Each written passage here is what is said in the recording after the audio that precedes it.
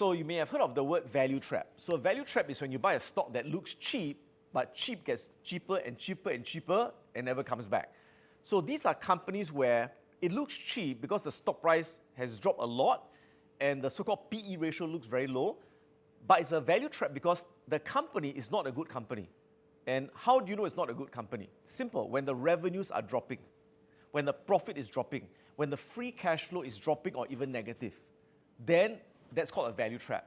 So that's what I call cheap crap is still crap. So these are companies that would likely, very unlikely to ever recover.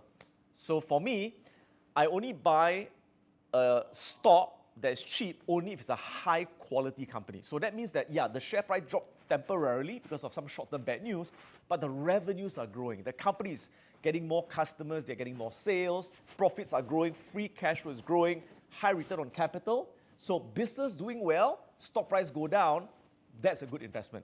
But business go down, stock price goes down, bad. That one will not recover. That's called a value trap.